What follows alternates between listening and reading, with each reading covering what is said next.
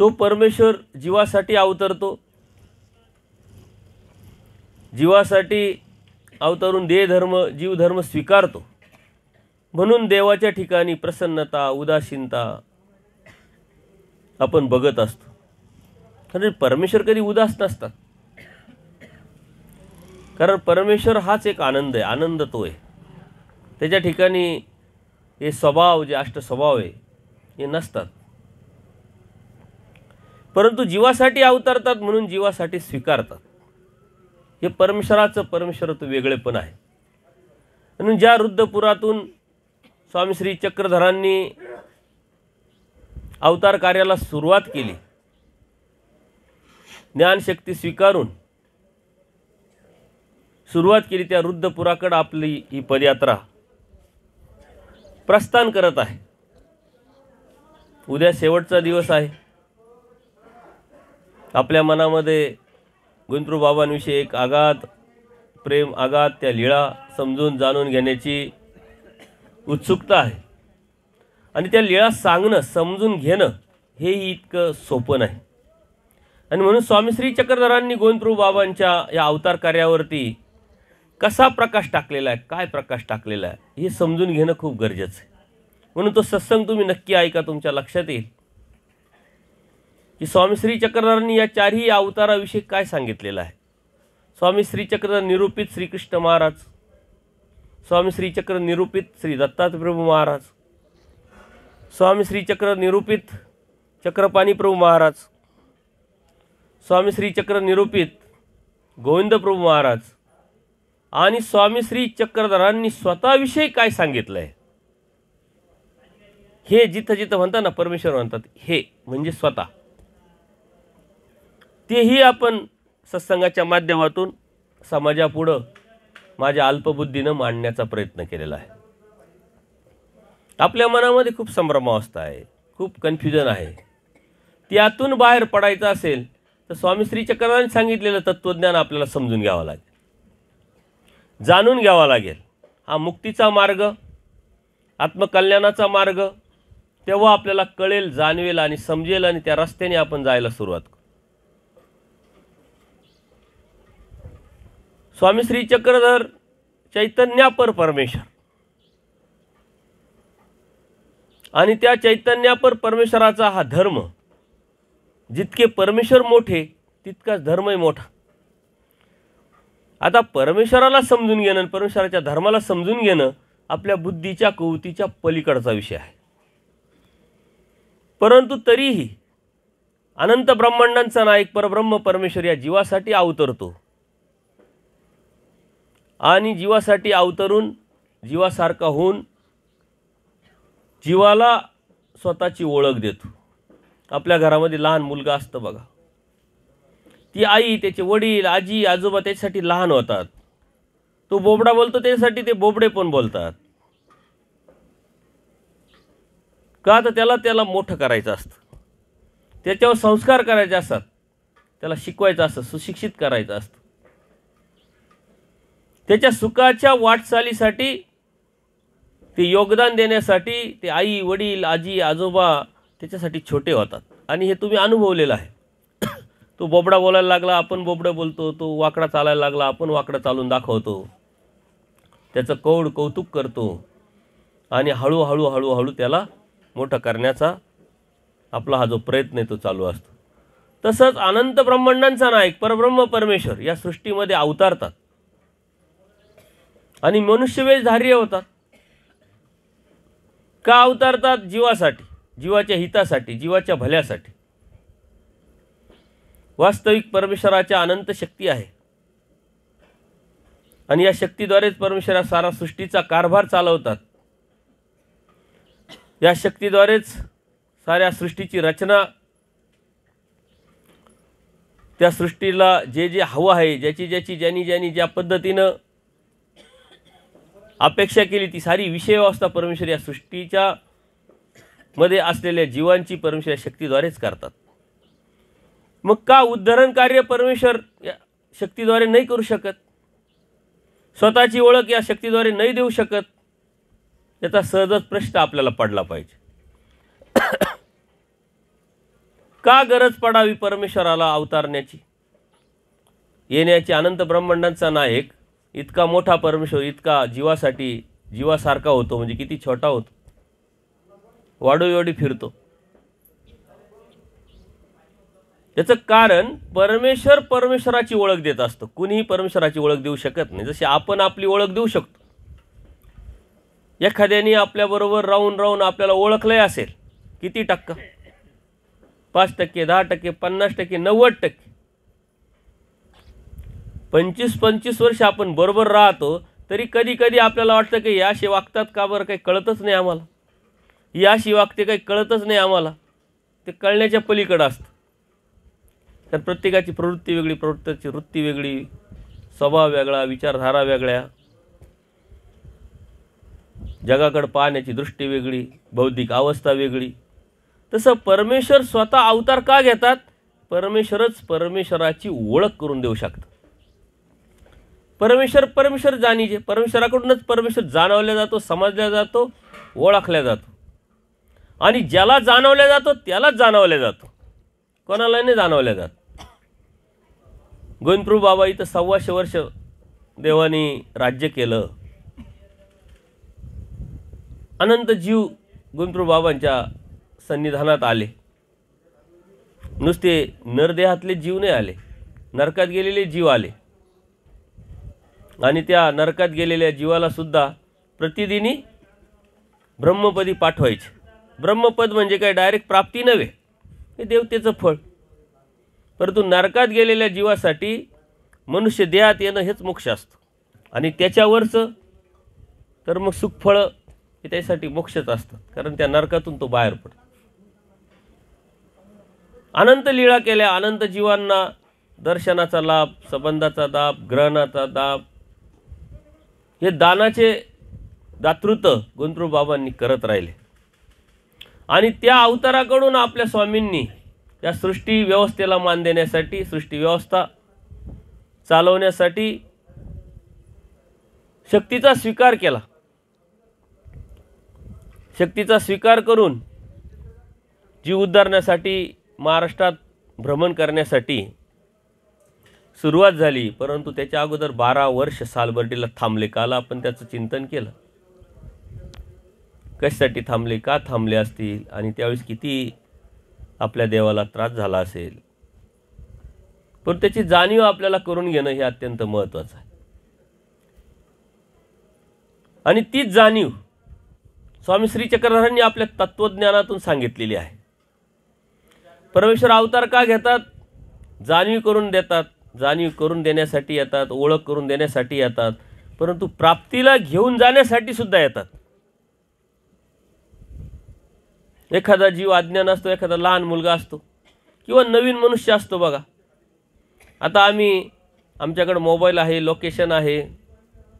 हा भाग जरी नवीन असला तरी एक आपलेपणातून काळजी, हे जे परमार्गसेवक आपले उमेश दादा आहे किंवा नरेंद्र दादा आहे, ते आम्हाला घ्यायला येतात, सोडायला येतात.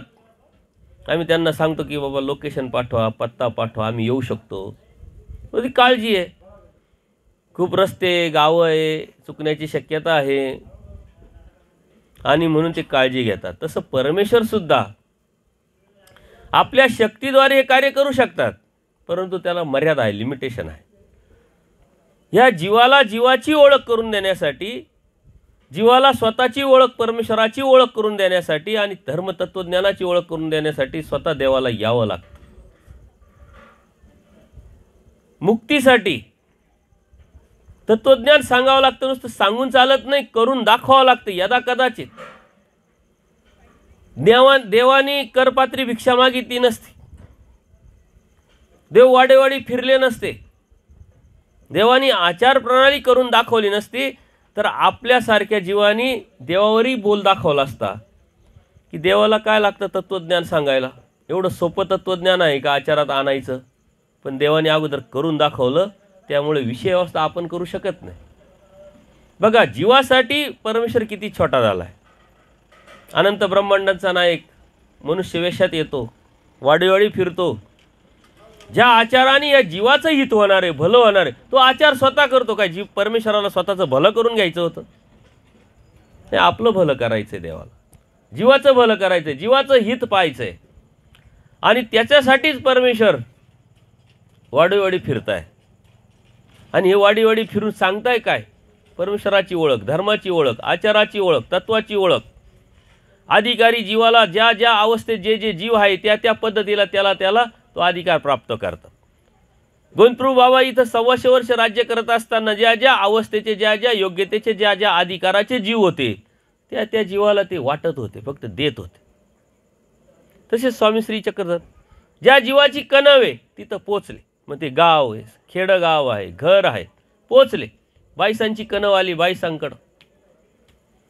पूर्वश्रमात बाईसांनी परमेश्वराची सेवा केली म्हणून घरी जाऊन संबंध दिला. देव स्वतः जातात, प्रत्येक जीवासाठी तळमळ करतात. आणि मग त्या त्या जीवाची कणव, त्या कणवेनुसार जे जे दानं द्यायचे ते देतात. गोविंदप्रभू बाबांनी जसं कार्य केलं तसं स्वामी श्री चक्रधरांनी. पण चालता बोलता देव तो दुर्लभ. देवानी या उद्धरण कार्यामध्ये तत्त्वज्ञान सांगितलं, स्वतःची ओळख करून दिली, आचार विचार प्रणाली सांगितली. आणि गोविंदप्रभू बाबांनी ती करून दाखवली. कसं राहावं, कोणत्या पद्धतीनं राहावं. तिथं काही इकडं जायचं नाही, तिकडं जायचं नाही असं काही बंधन होतं काय? नित्यमुक्त, काही बंधनच नाही, कसलंच बंधन नाही, नित्यमुक्त परमेश्वर कसा असतो तर गोविंदप्रभू बाबांकडे बघितल्यानंतर आपल्या लक्षात येतं. महाजन मंडळी आहे, अज्ञानी जीव आहे, ते म्हटले गोविंदप्रभू बाबांना आपण सांगू शकत नाही, थांबू शकत नाही. बाबा इकडं जातात, बाबा तिकडं जातात, घर बाटवतात. आपण खूप छोट्या विचाराचे, कशाने काय होते आपल्याला काहीच कळत नाही. आपण कशा कशात अडकलेलो आहे. महाजनांनी ठराव केला आणि सारे गावातले मातंगांना गावाच्या बाहेर जायला लावलं. पाण्याविन तडफडायला लागले. म्हणजे राहुळ माय, राहुळ बाप. गोविंदप्रभू बाबांकडे आल्यानंतर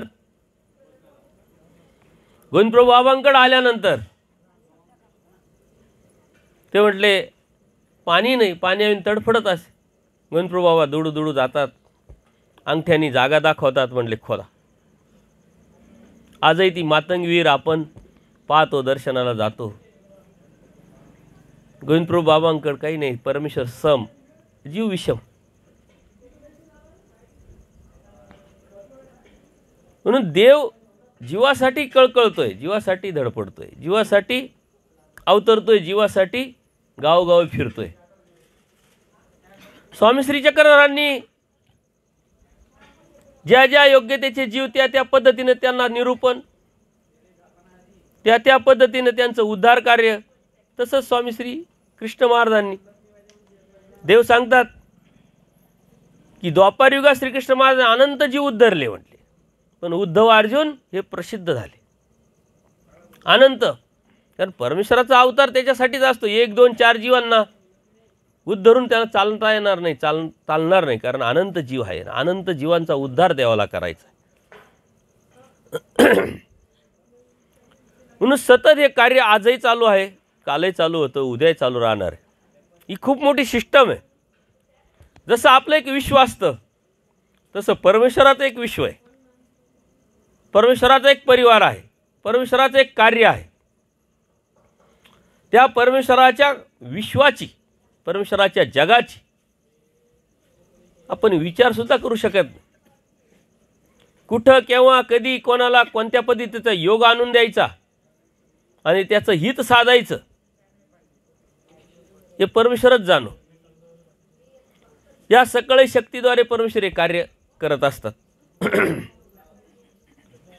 आणि म्हणून आपण हे तत्त्वज्ञान समजून घेत असताना आपण का भक्ती करतोय आणि परमेश्वराने आपल्याला का बोध दिला आहे, काय जाणीव दिलेली आहे, आणि आपल्याला ती जाणीव करून परमेश्वराच्या ह्या प्रवासापर्यंत आपल्याला जायचं कसं आहे.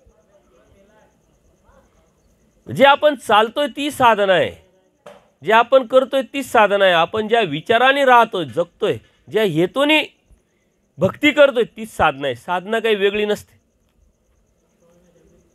आपलं चालणं, बोलणं, वागणं, विचार करणं, त्या परमेश्वराच्या प्राप्तीसाठी जे जे आपण करतोय ती साधना आहे, पण परमेश्वराच्या प्राप्तीसाठी असायला पाहिजे. परमेश्वराच्या मुक्तीसाठी आपण असली पाहिजे. परमेश्वराचा आनंद मिळवण्यासाठी आपली ती वाटचाल असली पाहिजे. त्याला म्हणतात साधना. ती साधनात मोडत असते.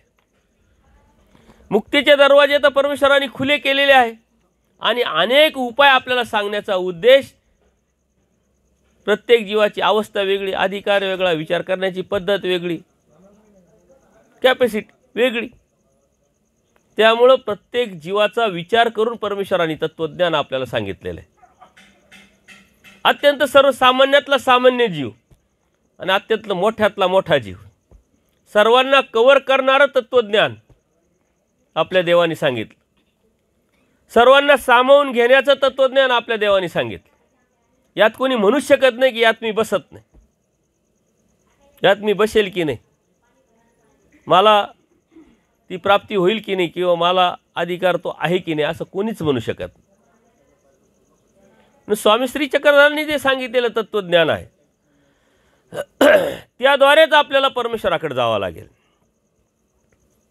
गोविंदप्रभू बाबांची सेवा करण्यासाठी स्वामी श्री चक्रधरांनी ज्या जीवांना पाठवलं त्या जीवाची सेवा गोविंदप्रभू बाबांनी स्वीकारली.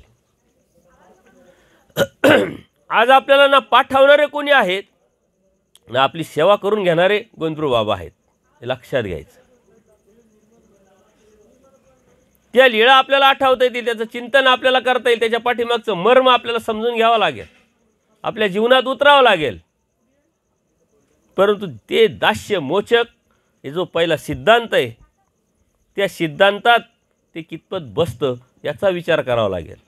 परंतु देवाने सांगितले दास्य मोचक, याचा अर्थ ती ब्रह्मवाणी ती काही खोटी ठरते काय?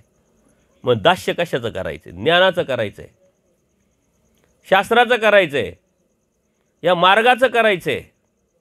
पण त्याच्या पाठीमागची भावना, त्याच्या पाठीमागचा हेतू कसा असला पाहिजे हे ज्ञानातून आपल्याला कळणार आहे, ज्ञानातून आपल्याला समजणार आहे. ती दिशादर्शकता आपल्याला ज्ञानातून घेता येणार आहे. आणि म्हणून आपल्याला ज्ञान अत्यावश्यक आहे. स्वामी श्री चक्रधरांनी सांगितलेलं तत्त्वज्ञान अत्यावश्यक आहे. त्या देवाने सांगितलेल्या तत्त्वज्ञानावरती, त्या रस्त्यावरती चालणं अत्यावश्यक आहे. म्हणून या गोष्टी आपण लक्षात घेतल्या पाहिजे. आणि या गोष्टी लक्षात घेत असताना तत्त्वज्ञानाचा अभ्यास केल्याशिवाय पर्याय नाही आपल्याला. तो पर्याय कोणता आहे, काय आहे? मोबाईल दाखवा, त्याची स्टार चालू करा तुमचा. तो बंद केलाय का तू?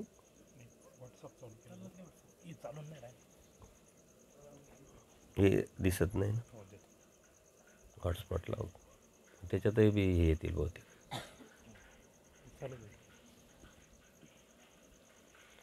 हा जीव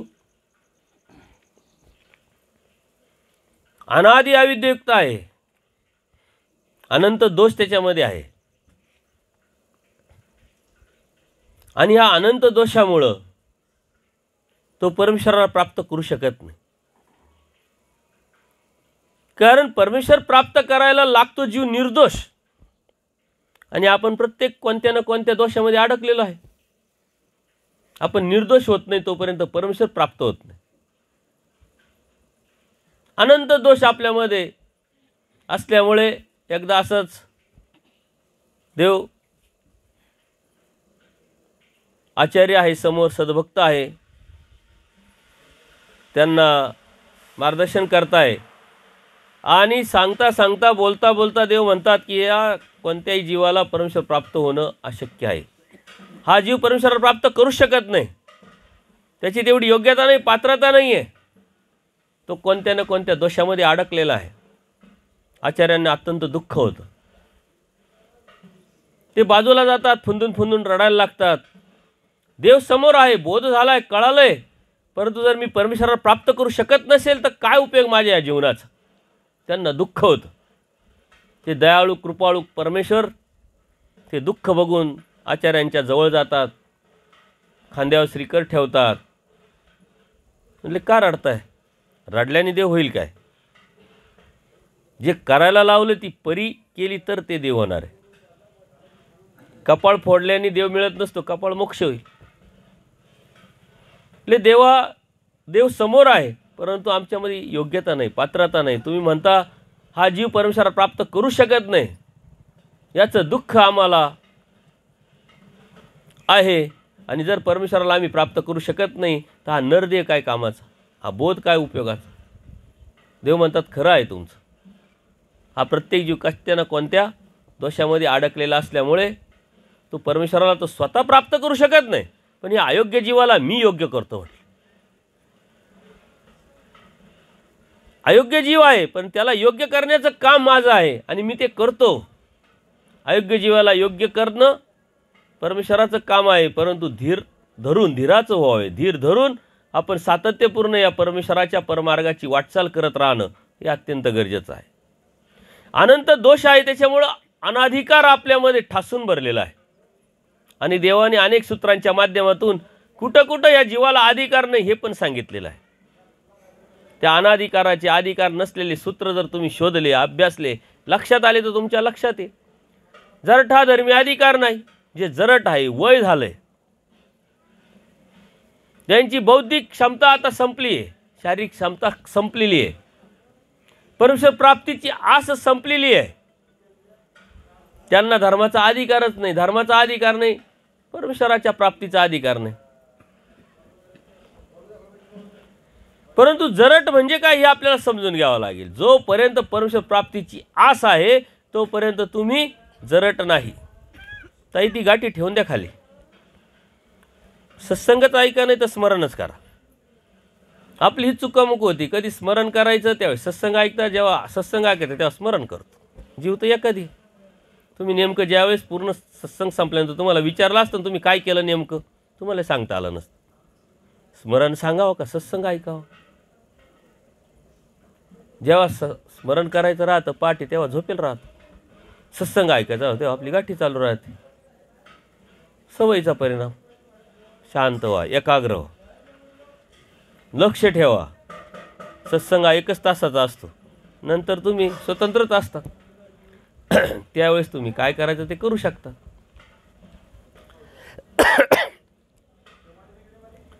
जरट म्हणजे काय हे आपल्याला समजून घ्यावं लागेल. एक विशिष्ट वय आटोपलं की आपल्याला आस निघून जाते, महत्वाकांक्षा संपून जाते, आपण हरून जातो. आपण म्हणतो आपलं काही खरं नाही, आता काय खरं आहे, 10 गेले 5 राहिले, आता काय खरं आहे. ज्यावेळेस तुम्ही हरता त्यावेळेस तुम्ही जरट झालेले असता. तिथं वयाचा काही संबंध नाही. एखादा 72 वर्षाचा, 70 वर्षाची माणसं आहात तुम्ही, परंतु मला देव मिळवायचा आहे, आता नाही तर कधीच नाही, मला मिळवावं लागेल, नाही तर अनंत जन्म वाया गेले, अनंत सृष्ट्या वाया गेल्या. अनेक सृष्टीमध्ये परमेश्वराने आम्हाला बोध दिला, तो सांडावला, नरकात गेलो, ते दुःख परमेश्वराला बघवलं नाही. पुन्हा यादीही या सृष्टीत आम्हाला बोध दिला, तो पुन्हा वाया जाईल, परत मी नरकात जाईल. ही जाणीव ज्याला जोपर्यंत आहे तोपर्यंत तो जरट नाही. म्हणून मी चिंतनातून तुम्हाला सांगतो, जोपर्यंत तुम्ही खड्ड्यात जात नाही तोपर्यंत तुम्ही जरट नाही. कधीही कोणत्याही वेळेस कुठेही तुम्ही परमेश्वराला प्राप्त करू शकता, कोणत्याही वयात प्राप्त करू शकता, परंतु परमेश्वराच्या प्राप्तीची आस जिवंत राहिली पाहिजे, जिवंत ठेवली पाहिजे. आणि देव दयाळू, माळू, कृपाळू असल्यामुळं शेवटच्या क्षणापर्यंत परमेश्वराने प्राप्तीची संधी ह्या जीवाला दिलेली आहे, म्हणून तो दयाळू माळू ठरतो. श्रीकृष्ण महाराज म्हणतात, मृत्यू शेवट पडल्यानंतर ज्यांनी चिंतन माझं केलं, प्रायचित्त करून फक्त माझा झाला, माझी आठवण केली, मलाच मिळवण्याची आस धरली, स्वप्न पाहिलं आणि दुःख करत करत त्यांनी देह सोडला. देव म्हणतात, जन्माच्या अगोदर, मरणाच्या अगोदर, जन्मात असतानाच तो माझा झाला, मरणाच्या नंतर मी तुला कुठं जाऊ देईल, कसा काय जाऊ देईल, जो अगोदरच माझा झालाय. बघा, शेवटची संधी. परंतु हा क्षण एवढा सोपा नाही आहे पकडण्याचा. तुम्ही म्हणाला येतं सोपं आहे बाबा, टेन्शनच नाही, खाओ पिओ ऐश करो, आणि मरायला पडलो का मग देवाला आठवायचं, देवा पुढं रडायचं, प्रायचित्त घ्यायचं, कोणत्या तरी भिक्षुकाला बोलायचं, साधू संतांना बोलायचं, देवा आता उद्या मरणार आहे आम्ही, घ्या प्रायचित्त, करा प्रायचित्त, घाल्या कपडे. एवढं सोपं आहे का? बाह्य अंगाने बघितलं तर खूप सोपं आहे. आयुष्यभर मस्तपैकी मजा करायची, स्थानं करायचे, पदयात्रा करायची, जे जी अपेक्षा आहे, जे जे आपल्याला वाटतं ते ते करायचं. त्यागाचा विचार नाही करायचा, आचाराचा विचार नाही करायचा. आणि मृत्यूशेवर पडले का मग देवाचं व्हायचं, कारण देवाचं वचन आहे. परंतु तो एक क्षण पकडायला तुम्हाला आयुष्याचे अनेक क्षण द्यावा लागतील. आणि ज्यासाठी तुम्ही ते आयुष्याचे क्षण दिलेले, तो तर क्षण शेवटच्या क्षणी तुम्हाला आठवेल. हे लक्षात घ्या. आयुष्यभर जर परमेश्वर प्राप्तीची तळमळ केली तर त्या बेडवरती पडल्यानंतर परमेश्वर आठवेल. अन्यथा आयुष्यभर प्रपंच, मुलं मुली, नातू नाती, इस्टेट याचं जर चिंतन केलं तर तिथं त्यावेळेस तेच आठवेल. मुलाला बोलेल याच्याकडून पैसे घ्यायचे राहिलेले, त्याची खरेदी बाकी आहे. सुनाला सांगायचं की बाबा आता ते जे आहे तू मोठी आहे, शहाणी आहे, एवढं एवढं सोनं आहे, सर्वांना सारखं वाटून घे, नाही तर तुझ्या हातात पडल्यावर तूच घेऊन पळ. कारण आयुष्यभर त्यांनी तेच केलेलं आहे. तो क्षण देण्यासाठी अनेक क्षण द्यावा लागतील, तेव्हा तो क्षण पकडता येईल. एवढं सोपं नाही. स्वामी श्री चक्रधरांनी सांगितलं 2 घडी अपुरे. 2 घडी 24 मिनिटाची 1 घडी 48 मिनिट. या 48 मिनिटापर्यंत मरताना जरी तुम्ही चिंतन केलं, प्रायचित्त केलं, दुःख केलं आणि देव मिळावा अशी आस केली तरी देवाच्या पदरात पडाल. तुम्ही नरकात जाणार नाही, देव भेटेल. पण ते 48 मिनिट पकडायला तुम्हाला जीवनाचे 48 वर्ष द्यावं लागतील. हे लक्षात घ्या. ही साधना आहे, पण सोपं नाही आहे. पण देवानी शेवटचा क्षणसुद्धा काही कधी कधी होतं बघा. आपल्याला प्रवास करायचा असतो, गाडी असते 7 वाजेची, सकाळी उठलो पटपट आवरायचं, याला डबा दे त्याला डबा दे, हे ते करता करता गाडी तर आपल्याला पकडायची आहे. आणि मग आपण काय करतो, 6:45ला घरातून निघतो. स्टँड थोडंसं दूर आहे, गाडी आलेली दिसते, आपण पळत पळत पळत पळत जातोय. ओ थांबा थांबा थांबा थांबा थांबा, गाडी पुढं जाते. मग कोणीतरी आवाज देतंय, काहीतरी करतंय, आणि मग पळता पळताच पटकन आपण पकडतो आणि त्या गाडीत उडी मारतो. शेवटच्या क्षणाला ती गाडी पकडली. ती आस आहे, तुम्हाला वाटतंय जावंच लागेल. तसा शेवटचा क्षण, तो शेवटचा क्षण पकडायला तुम्हाला अशाच पद्धतीने चिंतन करावं लागेल. ती 7ची गाडी पकडायला तुम्ही 6ला उठल्यापासून 7ची गाडी घड्याळ सारखं पाहताय, तुम्ही चिंतन करताय. 6:15 झाली, 6:30 झाली, 6:20 झाली, 6:25 झाली, 6:30 झाली, 6:45 झाली. अरे अरे अरे आवरा पटपट पटपट पटपट. 1 तास तुम्ही दिलेला आहे.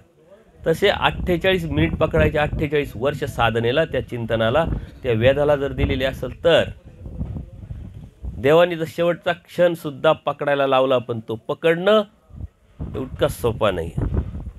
म्हणून ज्या वेळेस जिथं जसा देता येईल त्यावेळेस आपण दिला पाहिजे. जरठा धर्मी अधिकार नाही. ज्याची आस मेली, जो जन्माच्या अगोदर जिवंतपणीच मेला, तो जरड झाला. शेवटच्या श्वासापर्यंत मला देव होईल, मला देव करावा लागेल, मला देव होईल की नाही याची चिंता करत करत जो जातो ना, त्याला परमेश्वर सुद्धा भेटत असतो.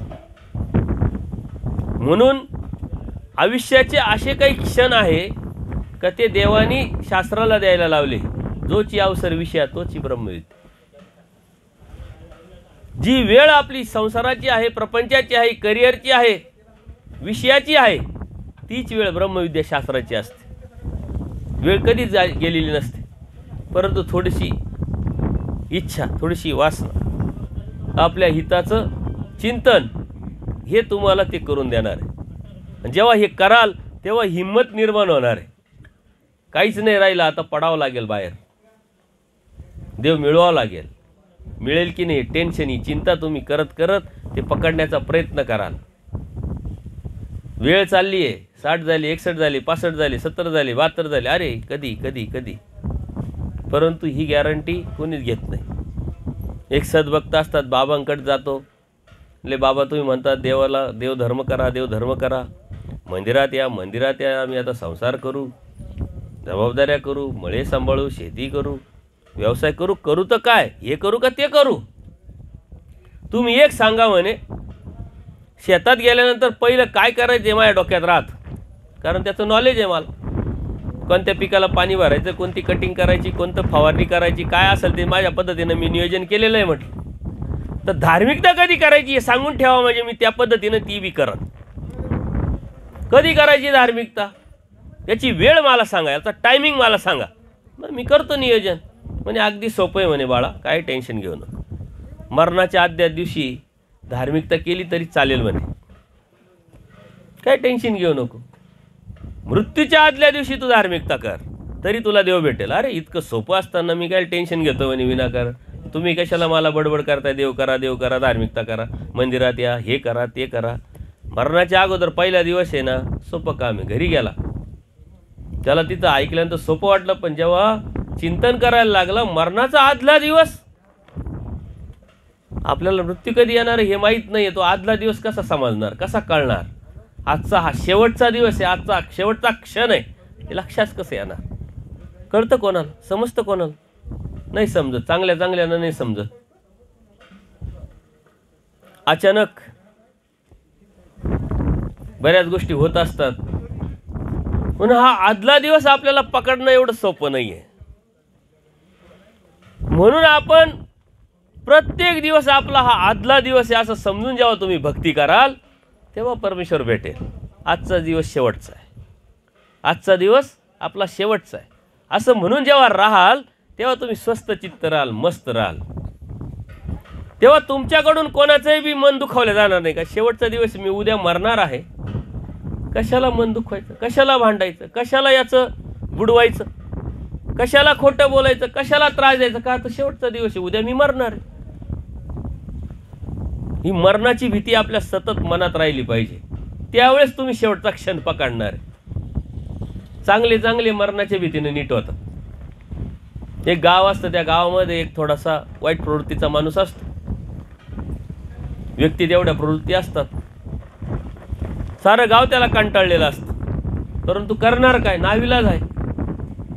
तो दारू पितो, लोकांना शिव्या देतो, भांडण करतो. तो यायला लागला का लोक कल्टी मारतात, बाजूला जातात. घरचे वैतागले, गावातले वैतागले. मारून पाहिलं, पोलीस कंप्लेंट करून पाहिलं, समजावून पाहिलं, सरपंचांनी सांगितलं, पोलीस पाटलांनी सांगितलं, गुण काही येत नाही. तो अधिक बिघडत चालला. सारं गाव वैतागलं. म्हणले करायचं काय.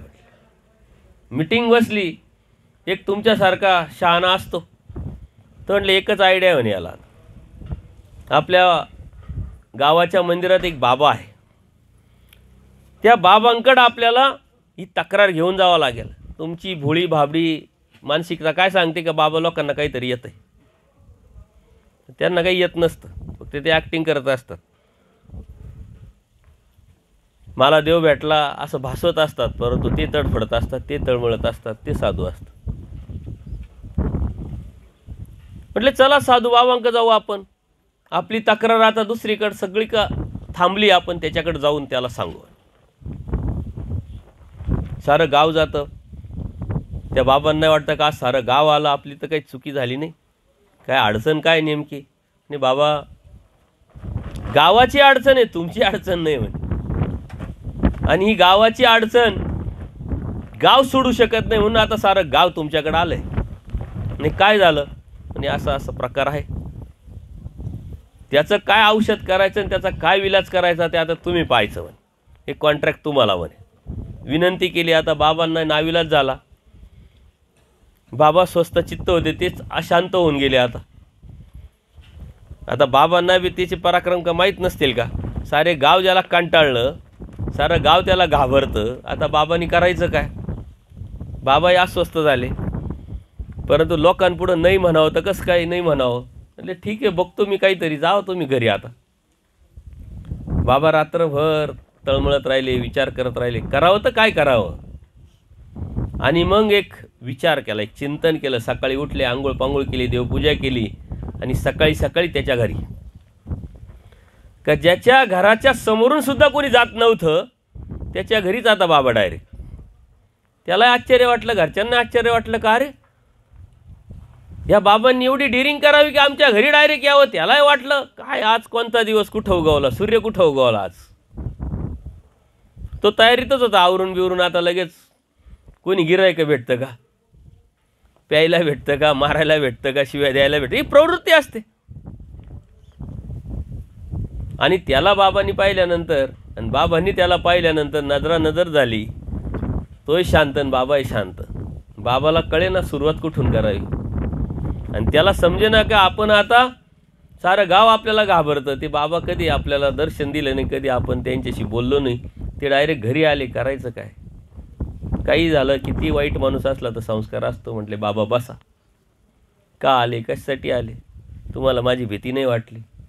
म्हणले खूप भीती वाटली, परंतु करतो काय बाळा, तुझ्यावर आपल्या गावाच्या ग्रामदेवतेची कृपाच तेवढी आहे. म्हटले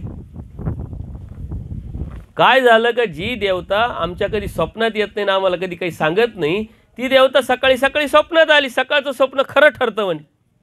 आणि त्या देवतेने मला सांगितलं का अशा अशा XYZ जीवाकडे जाय, सकाराम तुकाराम कोण आहे तो, आणि त्याला सांग का 10 दिवसानंतर 10 वाजता तू मरणार आहे. असा निरोप मला देवतेने द्यायला लावल्यामुळं मी नावीलाज असतो तुझ्याकडे आलेलो आहे. निरोप द्यायचं काम आहे, तुला सांगितलंय, मी निघालो आता. बाबाला वाटलं ही बाला तुडली, पळा पळा आता इथून. काय डोक्याला ताण, धरायची गचुंडी. मरणाची भीती कोणाला नसते. आता मात्र तो डिस्टर्ब झालाय. तो विचार करायला लागलाय का 10 दिवस आणि 10 वाजता, 10 दिवस आणि 10 वाजता आता मी मरणार, मी मरणार, मी मरणार. यातून तो विसरून गेला. चिंतन केलं, शांत झाला आणि या शांततेतून त्याच्यामध्ये बदल पण व्हायला लागला. घरच्यांना बी लक्षात आलं की काय बदल आहे. त्याला भूतकाळात गेला की किती लोकांना मी त्रास दिला, किती लोकांचे पैसे बुडवले, किती लोकांना खोटं बोललो, किती लोकांना तकलीफ दिली, घरच्यांना किती दिली, बाहेरच्यांना किती दिली. त्याच्या डोक्यात फ्लॅशबॅक येऊन गेला आता. आणि मग तो म्हणतो अरे 10 दिवस मरणार, 10 दिवसानंतर मी मरणारच आहे. ते मरणाचं ओझं घेऊन कुठं जायचं, मेल्यानंतर हे सारं जीवनाचं ओझं घेऊन कुठं जायचं, ते फेटावं लागेल. फेटलं तर मिटेल, संपेल आणि मग मला शांततेने मरता तरी येईल. सर्व जगाला मी त्रास दिला, ताप झाला आणि हा त्रास आता घेऊन कसा जाता येईल. म्हणून त्यांनी विचार केला काही मिटवावं लागेल, नील करावं लागेल खातं. त्याची विचार केला की ज्याला त्रास दिला त्याच्याकडे जाऊन माफी मागायची की बाबा मी तुला त्रास दिला, माफ कर, मनात काही ठेवू नको. तो यायला लागला का लोक पळायला लागले, अरे हा काय येऊ राहिला, कशासाठी येऊ राहिला. पण त्यांनी सांगितलं अरे त्यांनी तर माझ्याकडे येऊन माफी मागितली. ज्याचे पैसे घेतले त्याला गेला, तुझे पैसे घेतलेले चुकी झाली बाबा, हे पैसे घे. लोकांमध्ये लक्षात यायला लागलं, कुजबूज व्हायला लागली का काय प्रकार आहे. बाबांनी असं कोणतं इंजेक्शन मारलं का हा सुधारला. माफी मागायला लागला, पाया पडायला लागला, त्रास देणं बंद झाला, दारू पिणं बंद झाला, पैसे द्यायला लागला, माफी मागायला लागले. काय प्रकार काय. तो चिंतनात आता तो विसरून गेला सर्व. व्यसनाला विसरला, वाईट प्रवृत्तीला विसरला, कारण त्याला आता मरण दिसायला लागलं. 10 दिवसानंतर 10 वाजता हे त्याच्या डोक्यात फिट झालं. कॅलेंडर टिकमार करायला लागला. तसं आता आपणही करतोय ना, 1 तारीख, 2 तारीख, 3 तारीख. किती तारीख आहे आज? 100% तुम्ही चिंतन करताय. आता उद्या 6, परवा 7 आणि घरी. विसरायला तयार नाही आपण. ज्यांना काल परवा प्रश्न सारी गप बसले, तारीख माहिती पण गप झाले. 5 तारीख आहे बाबा, काही नाही, उद्या शेवटचा दिवस आहे, 7ला आम्ही घरी जाणार आणि तुम्ही घरी जाणार. काय बोलायचं ते बोलून घ्या, काय टोकायचं ते टोकून घ्या. आम्ही काय एवढे सोपे आहे काय? आम्ही एकदम पक्के. तो मात्र पक्का नव्हता, तो घाबरला. 5 दिवस गेले, 6 दिवस गेले, 7 दिवस गेले. घरच्यांना आश्चर्य, गावात आश्चर्य. बाबा मात्र कानुशे घेत आहे, हा कधी येतो आपल्याला गचुंडी धरायला. कारण बाबांना टेन्शन आहे 10व्या दिवसाचं 10 वाजेचं. कारण बाबा खोटं बोललेले, बाबांनी आयडिया केली, बाबांना माहिती हा काय मरणार नाही.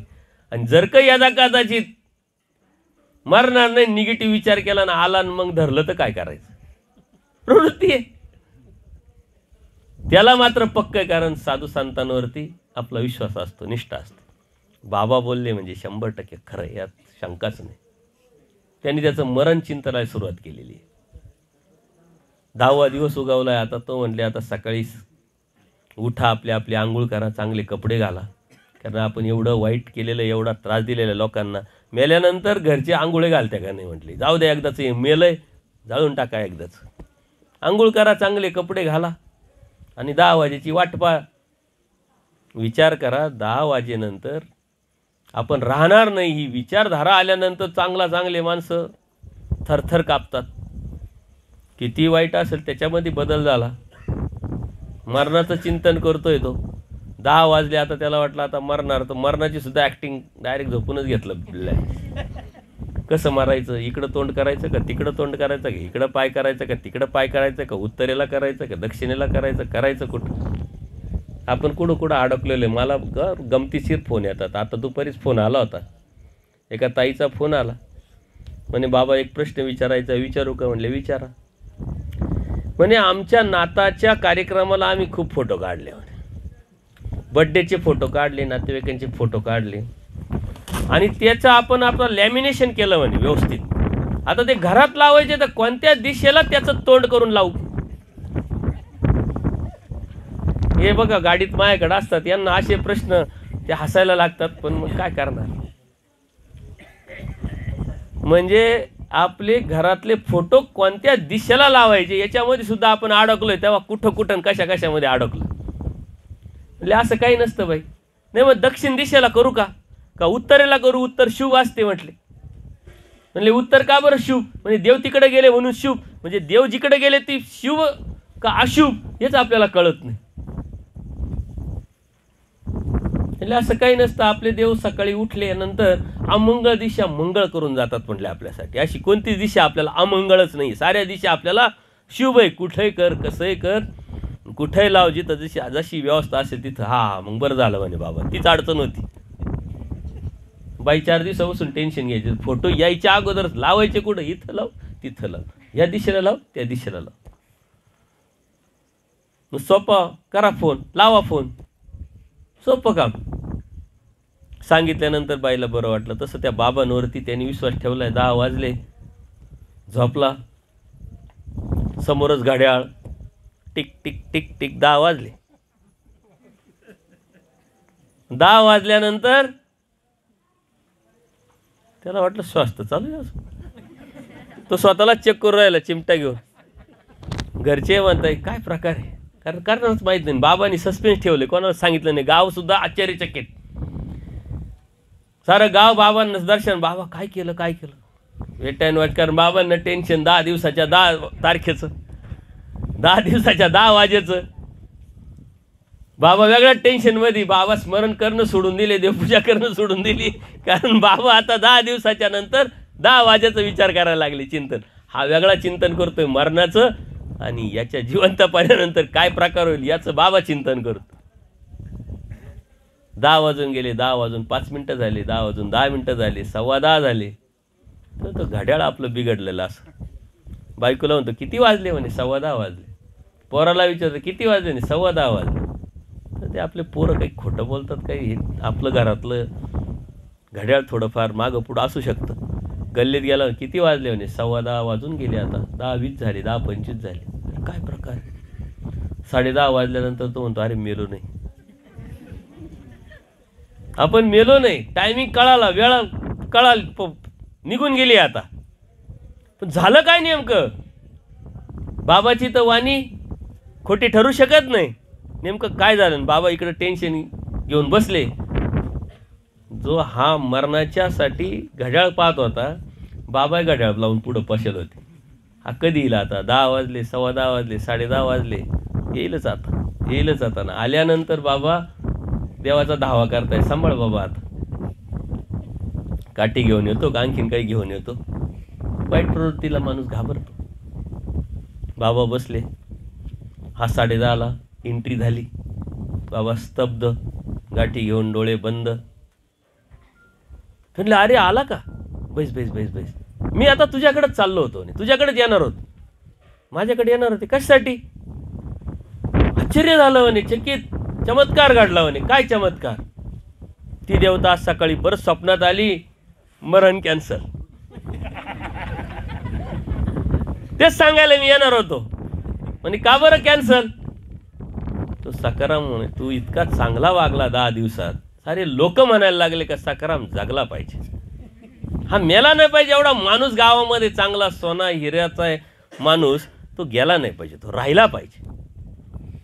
चांगलं वागलं का माणसंही आवडतात आणि माणसांनाही माणूस आवडतो म्हटले. साऱ्या गावानी प्रार्थना केली. कालच सारे लोक आले होते. विडा ठेवला त्या सकारामला घेऊन जायला नको. देवानी कृपा केली, तुझं मरण कॅन्सल झालं. मरणाचं भीती माणसाला काय करायला लावतं, तशी आपल्याला मरणाची भीती नाही आहे म्हणून आपण मस्त आहे. उद्या आपण मरणार आहे याचं टेन्शन नाही आहे म्हणून आपण काय म्हणतोय, बाबा 2 वर्षांनी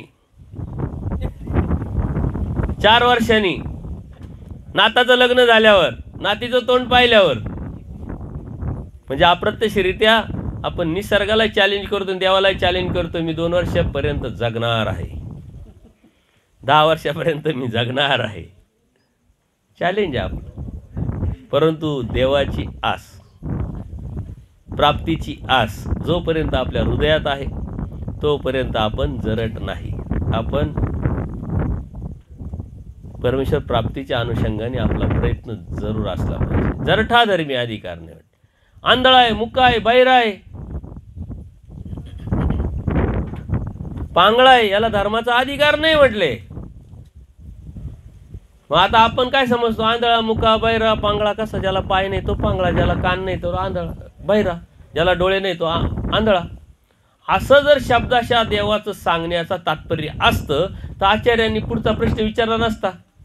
देवाला म्हणले आंधळा तो कोण, बहिरा तो कोण, मुका तो कोण, पांगळा तो कोण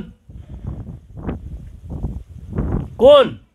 मग देवाने सांगितलं, अरे डोळे आहे पण तो पाहत नाही, कान आहे तो ऐकत नाही, तोंड आहे तो बोलत नाही, पाय आहे तो चालत नाही, तो त्याला धर्माचा अधिकार नाही. आपल्याला तर सारंच आहे परंतु आपण पाहत नसेल तर मग काय पाहायचंय आपल्याला, देवाचं ते रूप पाहण्याची आस आपल्या डोळ्याला असली पाहिजे. कलियुगी हे बरे. परमेश्वर सांगतात कलियुगामध्ये आम्ही सर्वात सुंदर आहोत, त्याच्या सुंदरच्या पलीकडे काहीच सुंदर नाही. कलियुगी हे बरे. कानाने ऐकायचंय देवाची लीळा, देवाची स्तुती, तोंडाने बोलायचं फक्त आणि फक्त स्मरण चिंतन देवाच्या लीळा, पायाने चालायचं फक्त पदयात्रेत स्नान करताना, परंतु हाय चालत नाही, कान हाय ऐकत नाही. आपण काही काही वेगवेगळं ऐकतो, काय बोलते माझ्याविषयी तर नाही बोलत, तोंडाने बोलतोय काय काय बोलतोय, डोळ्यांनी पाहतोय काय काय पाहतोय, कशा कशाची आस आहे आपल्याला. हे इंद्रिय आपण कशासाठी वापरतोय त्याच्यावरती आपलं आंधळेपण, बहिरेपण, मुकेपण, पांगळेपण ठरत असतं. संसाराला लावताय म्हणून तुम्ही आंधळेच आहात, प्रपंचाला लावताय म्हणून ते इंद्रिय नसल्यासारखेच आहात. पण जेव्हा धर्माला लावताय तेव्हा धर्माचा अधिकार त्यातून प्राप्त होतोय. म्हणून या लक्षात घेतल्या पाहिजे. हृदय शून्य धर्मी अधिकार नाही म्हटले. ऐकताय, आता काल विचारलं, काल सकाळचं काय झालं सांगता येत नसेल, परवाचं काय झालं सांगता येत नसेल, हृदय शून्य झालो. आपल्या हृदयात देव नाही, तत्व नाही, सिद्धांत नाही, सत्संग नाही. देव मार्गदर्शन करताय आणि करता करता आचार्याने आणि नाथोबा बाजूला गेले. निरूपण संपलेलं आहे आणि आचार्यांनी सहजच विचारलं नाथोबांना की देवाने काय सांगितलं. म्हणे माझ्या लक्षात आत्ता सांगितलं नाही, लक्षात एक शब्दही लक्षात नाही म्हटलं. आचार्यांना आश्चर्य वाटलं. देवाला विचारतात की असं कसं काय, आत्ताच तुम्ही निरूपण केलं आणि यांच्या काहीच लक्षात नाही. म्हणले हृदय शून्य. हृदयात काय आहे, कोण आहे, ध्यास कशाचा आहे त्यावरती साऱ्या गोष्टी अवलंबून आहेत. सकाळीच आम्ही बसलो होतो, बाळासाहेब आहे, नितीन दादा आहे, जिलेबीचा विषय निघाला. म्हणले इकडं स्पेशालिटी जिलेबीची, प्रत्येक जेवणामध्ये जिलेबी राहते. आणि मग नितीन दादाला 1 वर्षापूर्वी जिलेबी खाल्लेली आठवली. का मी अशा कळवण गावात गेलो होतो, ते आता नवीनच उपदेश झाली, यूट्यूबवरती सत्संग ऐकले, ते आले, उपदेश घेतला, त्यांनी सांगितलं का शेवाळी जिलेबी एकदम फेमस आहे, माझं हॉटेल आहे. हे म्हटले वर्षापूर्वी मी शेवाळी जिलेबी खाऊन आलो होतो. बाळासाहेब म्हणतात जिलेबी बरोबर खाली, कधी खाली बरोबर आठवतं कालचं सत्संग, कालचं वचन. असं का होतं म्हणे, असं का होतं. आपल्याला ध्यास, आपली ती चव आपण विसरत नाही, स्पेशालिटी आपण समजत. यातून काय होणार आहे आपलं हे आपल्याला कळलं नाही, समजलं नाही, म्हणून आपण हृदयगाम्य केलं नाही, त्याचं चिंतन केलं नाही, त्याचं मनन केलं नाही. म्हणून हृदय शून्यता ही परमेश्वराला अपेक्षित नाही. त्या हृदयात देव असावा,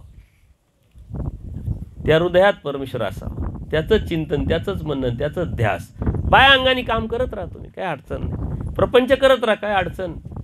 काही ठिकाणी बघा तुम्ही, तुमच्या घरी असू शकतं, एक आता नवीन ते रेकॉर्डर निघालंय, ते लावून टाकलं का तेच म्हणत राहतं श्रीकृष्णाय नमः, श्रीकृष्णाय नमः, श्रीकृष्णाय नमः म्हणत राहतं का नाही. कोणाकोणाच्या ठिकाणी ते रेकॉर्डर घरी नाही आहे ना, असलंय तरी काढून टाका आणि नसेल तर घेऊन येऊ नका. कारण आपले नाम परमेश्वराने जे रहस्य आहे ते आपल्याला दिलेलं आहे, त्याच नामाचं स्मरण झालं पाहिजे. ते ऐकून ऐकून आपल्या डोक्यात एवढं फिट्ट होतं का तेच बोलायला आपण सुरुवात. एका ठिकाणी गेलो, आईला विचारलं नाम पाठ आहे का आई, म्हणे हा, तेच नाम सांगायला लागली. म्हणलं रेकॉर्डर आहे का तुझ्याकडे, हा म्हणजे फिट्ट झाली, गुरुने दिलेले नामच विसरली. ते आपलं रहस्य परमेश्वर प्राप्तीचं, ते नाम आपल्याला परमेश्वराकडून परमेश्वराने कृपा करून दिलेलं आहे, साधू संतांच्या शुभचिंतनाने आपल्यापर्यंत आलेलं आहे. म्हणून ते आपण ऐकायचं. त्याचं कारण सांगण्याचा उद्देश काय आहे का ते चालू राहतं. आपण काम करणं बंद करतो का, नाही. आपण स्वयंपाक करतो, भांडे घासतो, कपडे धुतो, कामं चालू राहतात, ते मात्र कानात पडत राहतं. आता ते रेकॉर्डिंग बंद करून आपलं आत्म्याचं काम काय आहे, देवाचं स्मरण करणं, चिंतन करणं. आपलं स्मरण चालू राहिलं पाहिजे. 5वे ते निरंतर आठवीचे, 5वं नाम ते निरंतर आठवायचंय. स्वयंपाक करताय, भांडे घासताय, कपडे धुताय, गप्पा मारताय, तरी आतून स्मरण चालू राहिलं पाहिजे. ती एक प्रॅक्टिस आहे, ती बी एक साधना आहे. ती जर सवय लावली तर तशी प्रॅक्टिस होईल. एखाद्या व्यक्तीबरोबर आपण बोलतोय, काहीतरी सांगतोय, काहीतरी प्रश्नाला उत्तर देतोय, तरी ते आत्म्याचं चिंतन चालू राहतं. आणि त्यावेळेस ते तुम्हाला थांबवतं की बाद झाल्या गप्पा आता, कारण आतून आवाज येतो. हृदय शून्यता परमेश्वराला अपेक्षित. हृदयात परमेश्वर असेल, चिंतन असेल, तोची भेटावा, तोची व्हावा असा ध्यास असेल तर प्राप्त होईल. अशा अनेक सूत्र आहे का त्या परमेश्वराने जीव अनाधिकारी हे सांगितलेलं आहे. कर्मजडा धर्मी अधिकार नाही म्हणले, भक्तिजडा धर्मी अधिकार नाही. कर्मजड आपण म्हणतो आपण चांगलं करावं, चांगलं बोलावं, चांगलं खावं, कशाला विनाकारण काही करावं, तो कर्मजड झालेला आहे. भक्तिजड सकाळ दुपार संध्याकाळ देवपूजा, सेवना, आठवड्यातून एकदा स्थानवंदन, तेच तारकन, तेच परमेश्वराच्या प्राप्तीचं साधन समजून बाकी ज्ञानाकडे दुर्लक्ष, आचाराकडे दुर्लक्ष, त्यागाकडे दुर्लक्ष, आपल्या आंतरिक मानसिक शुद्धतेकडे दुर्लक्ष, वैचारिक शुद्धतेकडे दुर्लक्ष. भक्तिजड झालो. मी एवढी देवदेव करतो, आता मला देव भेटलच, दुसऱ्याची निंदा करतो, दुसऱ्याला द्वेष करतो, दुसऱ्याला वाईट म्हणतो, दुसऱ्याचे मन दुखवतो, कसा देव भेटेल. पद्मनाभी देव एकदा असेच कपडे धुवायला जातात, तिथं बी एक अन्य साधू त्याचा शिष्य आलेला असतो. आणि आल्यानंतर आता एकमेकाची ओळख होते. म्हणले तुझ्या गुरुचं नाव काय, म्हणे परमानुभव देव. आता यांनी केली शब्दांची ओढातोड, म्हणे परमाणू इतका अनुभव नाही का तुझ्या गुरुला. आता गुरुचा अभिमान प्रत्येकाला असतो. त्याचं मन दुखलं, परंतु नावीला झाला. त्याने त्याच्या गुरुला सांगितलं, त्यालाही वाईट वाटलं, परंतु देव सर्वज्ञ, देवाला कळालं. तो येत असताना देव काय म्हणतात, बाईसांना दरवाजा लावा.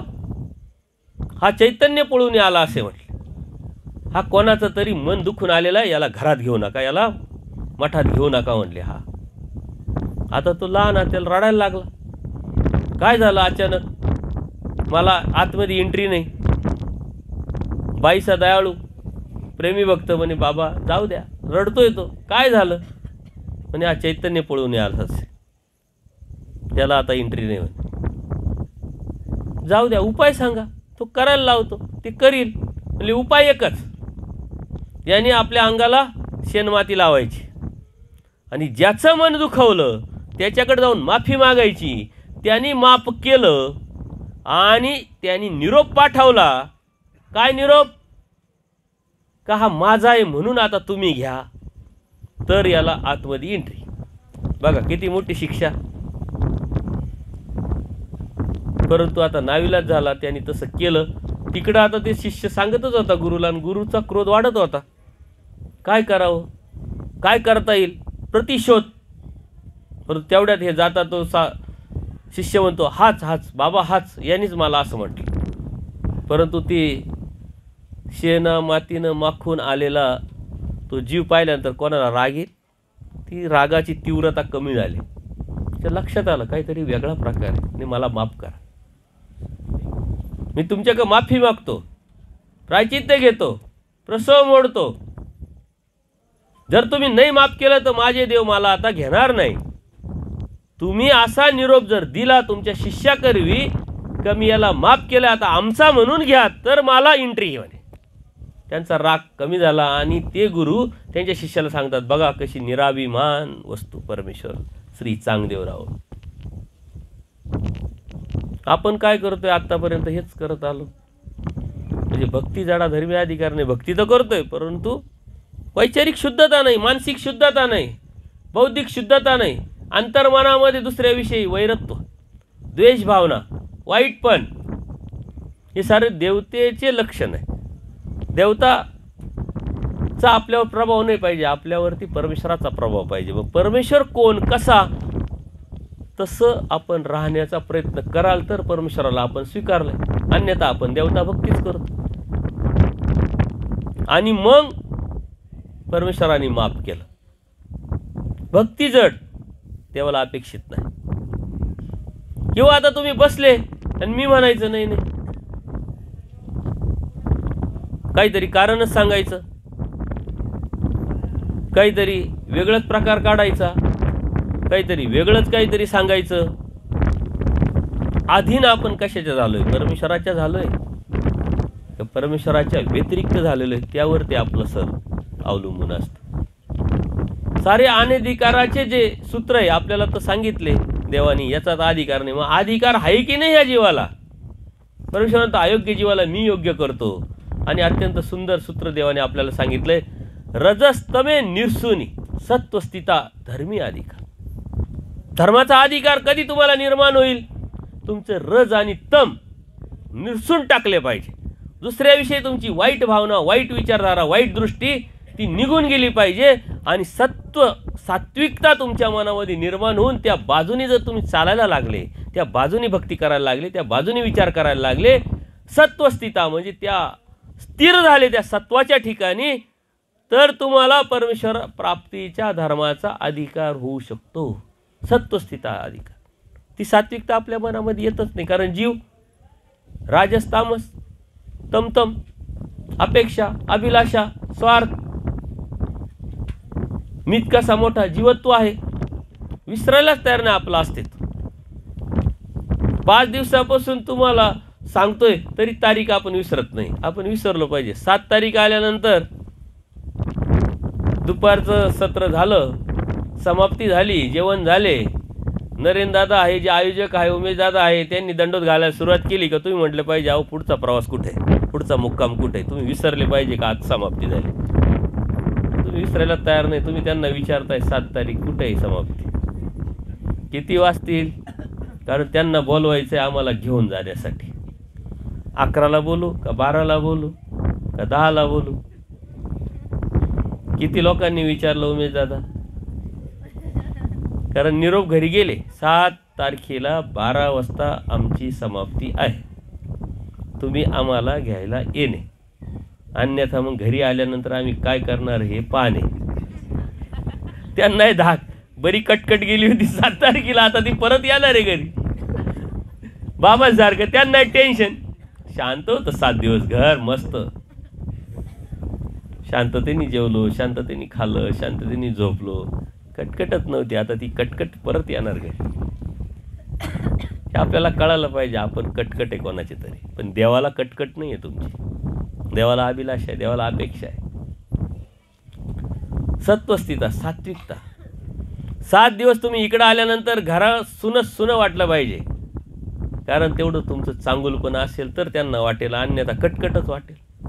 आता तुम्हालाच माहिती तुमचं घरामध्ये काय वातावरण आहे, काय वेटेज आहे. कटकट वाटते का खरंच बरं वाटतंय, परंतु तरी फोन येत असेल, नाही तू गेल्यानंतर घर सुनं सुनं वाटतंय, ते खोटं खोटं सांगताय बरं का.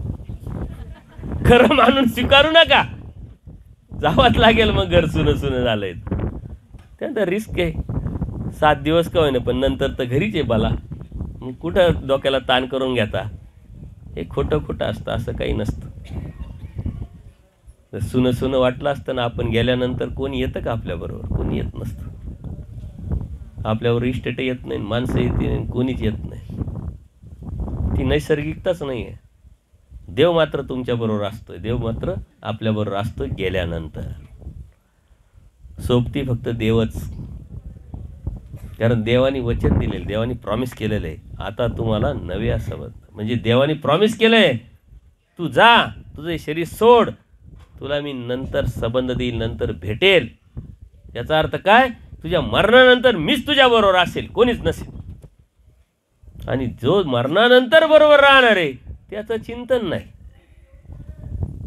त्याचं स्मरण नाही, त्याचं आठवण नाही, त्याची अभिलाषा नाही. कोणाची अभिलाषा करतोय? शेवटचा क्षण पकडणं एवढं सोपं आहे का? म्हणून आपण सत्वस्थ झालो पाहिजे, सात्विकता निर्माण झाली पाहिजे. दुसऱ्याविषयी आपल्या मनामध्ये एक संवेदनशील हृदय आपण तयार केलं पाहिजे. दुसऱ्याच्या दुःखात आपल्याला दुःख वाटलं पाहिजे. निरागस, आपलं लहान बाळ असतं ना, 7-8 वर्षाची पोरं असतात बघा, मुलं असतात, मुली असतात, निरागस असतात, त्यांना काही नाही. त्यांना आईसारखी, चुलतीसारखी, मावशीसारखी, आत्यासारखी आपण ओळख करून देत असतो. ही तुझी चुलती आहे, ही तुझी मावशी आहे, हा तुझा काका आहे, हा तुझा मामा आहे. तेव्हा त्याला कळतं, नाही तर त्याला तर घरचे सारखे आपलेच वाटतात, कारण निरागस आहे. आपल्याला वर्गीकरण आपण करून टाकलं. निरागसता निर्माण करावं लागणार आपल्या विचारामध्ये, आपल्या बुद्धीमध्ये, आपल्या हृदयामध्ये. जोपर्यंत ती निरागसता निर्माण होत नाही तोपर्यंत परमेश्वर प्राप्त आपल्याला होऊ शकत नाही. ती निरागसता सात्विकतेमध्ये दडलेली आहे. आपलं बोलणं सात्विक, सुंदर, गोड असलं पाहिजे, दुसऱ्याला ऐकावंसं वाटलं पाहिजे. आपली साथ दुसऱ्याला सुंदर वाटली पाहिजे, चांगली वाटली पाहिजे, हवाशी वाटली पाहिजे. आपलं सांगणं, आपलं बोलणं, आपलं वागणं दुसऱ्याला हवंसं वाटलं पाहिजे. तेव्हा देवाला हवंसं वाटेल. म्हणजे देवाला हवंसं वाटेल, देव घेऊन जाईल म्हणून तर आम्हाला हवंसं वाटावं असं वाटत नाही म्हटले. कारण तर आपण म्हणतो ना, जो देवाला आवडलं तो सर्वांना आवडलं, जो सर्वांना आवडला तो देवाला आवडला. गेल्यानंतर आपण म्हणत राहतो असं. जो सर्वांना आवडेल, खरंच ते त्याच्यामध्ये तत्व दडलेलं आहे. जो सर्वांना आवडेल तोच देवाला आवडेल. ना आपण कोणाकोणाला आवडतो, आपण आपल्याला आवडतो का नाही शंका आहे. आपण आपल्याला आवडलं पाहिजे, आपल्या घरच्यांना आवडलं पाहिजे, आपल्या समाजाला आवडलं पाहिजे, त्या पदयात्रेच्या सर्वांना आवडलं पाहिजे का? वा वा वा, खरंच माणसं, खरंच आठवण काढली पाहिजे. नाही तर आपला भाव, आपली विचारधारा, आपली दृष्टी, आपलं वागणं, आपलं बोलणं सर्वांना त्रासदायक ठरत असेल तर कसं देवापर्यंत आपण जाणार?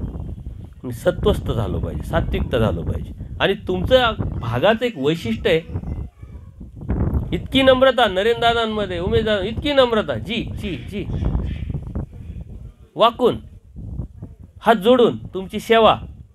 या या, चला चला, बसा बसा, जेवले का, खाल्ले का, उठले का, त्रास व्हायला नको. जेवणापर्यंत 3-3 नाश्ते, जेवणानंतर परत नाश्ता. उमेश दादा म्हणतात 2 किलोमीटर बाबा लगेच नाश्ता आहे. अहो ते पचलं तर पाहिजे नाही, आपण द्यायचं काम करायचं. आठवण राहिली पाहिजे, देव देतो ना, वा वा मस्त आहे. पण त्याच्या पाठीमागे वेगळं कारण आहे. त्यांना पुढच्या वर्षी परत पदयात्रा काढायची. आणि पदयात्रेत बाकी काही असो, खायची चंगळ असते. या उद्देशाने, या भावनेने तरी तुम्ही याल.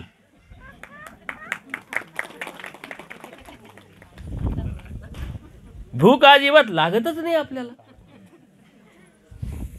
परंतु सेवेचा भाव महत्वाचा आहे. ते दास्यमोचन, दासोन पुरे नाही का.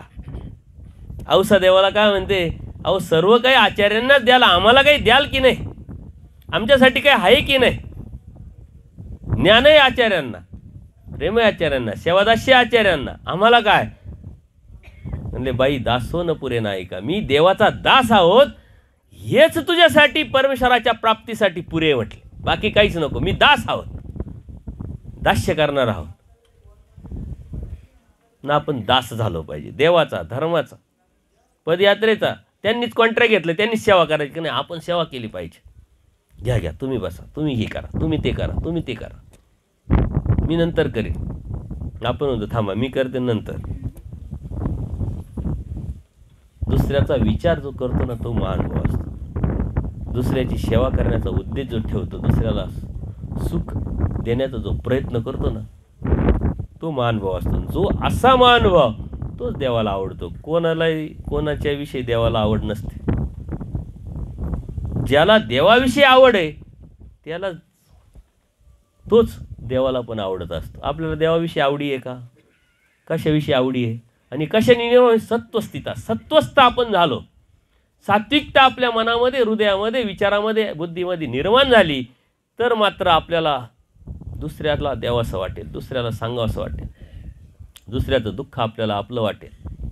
परमेश्वर प्राप्तीचा ध्यास लागेल. सत्वस्थिता धर्मी अधिकार. सत्वस्थ झालो, सात्विकतेकडे आपला वाटचाल असली पाहिजे. वेळ भरपूर झालेला आहे. तुमच्या मनात बऱ्याच शंका असतील, असू शकतात, पण गोविंदप्रभू बाबांकडं आपण जात आहोत. त्या अनेक लीळा, वेळेचं बंधन आणि बरंच मोठं तत्व आहे. आज फक्त एका सूत्राचं चिंतन करायला एवढं तुम्हाला तिथपर्यंत घेऊन यावं. सत्वस्थिता धर्मी आधी म्हणजे डोक्यात फिट्ट झालं पाहिजे, घुसलं पाहिजे, बसलं पाहिजे आणि बरोबर तुम्ही घेऊन गेले पाहिजे. बिस्किटचे पुढे असतील तर इथंच वाटून त्या, घरी काही नेऊ नका. घेऊन जा एक सूत्र, एक वचन, एक गुण, एक दास्य, एक परमेश्वराची आवडी, हे घेऊन जा. बिस्किटचे पुढे कधी भेटतील, कुठे भेटतील, नाही तर काहींनी ठेवले असतील, नाताला देता येईल, नातीला देता येईल. काहीच घेऊन जाऊ नका गथोड्यामध्ये. कारण हा माझा अनुभव आहे. एकदा पदयात्रेत गेलो, शेवटच्या दिवशी सहजच उत्सुकता म्हणून मी आईला विचारलं, म्हटलं दाखव तुझ्या गथोड्यात काय काय. 5-10 बिस्किटचे पुढे, पाववडे वाटलेले होते. 3-3 दिवस होते. 2 पाववडे सुद्धा आईने बांधून चालवले होते. त्याला साऱ्या मुंग्या लागल्या होत्या. अरे बाई असं काय करते, ते खराब होईल, तेलकट असतं, त्रास होईल, फूड पॉयझन होऊ शकतं. काय न्यायचं? काय न्यायला आपण आलोय, काय घ्यायला आपण आलेलो आहे? गमतीचा विषय सोडून द्या, पण न्यायचं काय हे ठरवा, घेऊन जायचं काय हे ठरवा. तेव्हा त्या आयोजकांचं ती तळमळ, ती धडपड उपयोगाला येणार आहे. अन्यथा चाललंय अनेक पदयात्रा तुम्ही करतात. आता हे बाबा तर म्हणतात आम्ही दरवर्षी 7-7, 8-8 पदयात्रा करतो म्हटले. म्हणजे महिन्याला एक पदयात्रा असते त्यांची. तुम्ही 2-3 वेळा आले वापस. हां, चांगली गोष्ट आहे. पदयात्रेत नवीन लोक भेटतात, दास्य करायला भेटतं, काहीतरी शिकायला भेटतं. देवाने आटन विजन सांगितलं, असं आटन विजन होत नाही म्हणतो. हेच आटन विजन. गावानी गावा जावे, नवीन स्थान, नवीन माणसं, नवीन ऐकणं, नवीन गुण. तो भाव जर असेल तर फायदाच आहे. आपण वर्षातून आता एकच पदयात्रा घेऊन गेलो, पण 4 वर्ष आपण सांग पदयात्रेला गेलो होतो ना. अगं बाई 4 वर्षापूर्वी गेली होती, आता कवर सांगत तिथेच. दरवर्षी पदयात्रा निघताय. मला फोन येतात, बाबा कुठे आहे पदयात्रा? हां आम्ही 2 वर्षापूर्वी गेलो होतो, 4 वर्षापूर्वी गेलो होतो. एकदा गेलं का आपल्याला वाटतं का जायची गरज आहे आता झालं. पण असं पदार्थांच्या बाबतीत होतं का? एक पदार्थ एकदा खाल्ला, आता नंतर खातच नाही, असं होतं का? बरी खाल्लं तरी चव तर टेस्ट सारखीच राहते ना. एकदा तुम्ही गुलाबजामुन खाल्लं समजा, आता जिथं जिथं गुलाबजामुन भेटल तिथं तुम्हाला समजलं पाहिजे का गुलाबजामुनाचे खाल्लेलं आहे अगोदर, आता काय खायचं. असं होतं का कधी? गेलो होतं 4 वर्षापूर्वी पदयात्रेला, आता काय जायचं, अशी भावना इथं तयार होते. तिथंही व्हायला पाहिजे, पण तिथं नाही. तिथं अपेक्षा वाढते. गुलाबजामुन खाल्लेलं आहे, चव दिसली, कळालेलं आहे म्हणून खायची इच्छा होती. तसं पदयात्रेत आले, त्यातले गुण, त्यातली आवड, त्यातला भाव जर निर्माण झाला तर दरवर्षी तुम्ही याल ती आस निर्माण व्हाल. उमेश दादा नरेंद्र दादांना त्रास झाला आणि त्यांनी जर यदा कदाचित पुढच्या वर्षी कॅन्सल केलं तर तुम्ही रेटलं पाहिजे, टोचलं पाहिजे का नाही. पदयात्रा काढायची आहे, काढा, आम्ही आहे तुमच्याबरोबर. कोणी येऊ का नाही येऊ, त्यांना बळ दिलं पाहिजे. कारण हा नेचर, ही सेवेचा भाव आज दुर्लभ झालेला आहे. ज्यांना सेवेचा भाव आहे ना, त्या माणसांना सांभाळणं म्हणजे धर्माला सांभाळणं. त्या माणसांचा आदर करणं म्हणजे देवाच्या धर्माचा आदर करणं, हे लक्षात घ्यायचं आहे. आणि जाताना काहीतरी घेऊन जायचं, याचं चिंतन करायचं आहे. सर्वज्ञ श्री चक्रधर स्वामी की दंडवत हो.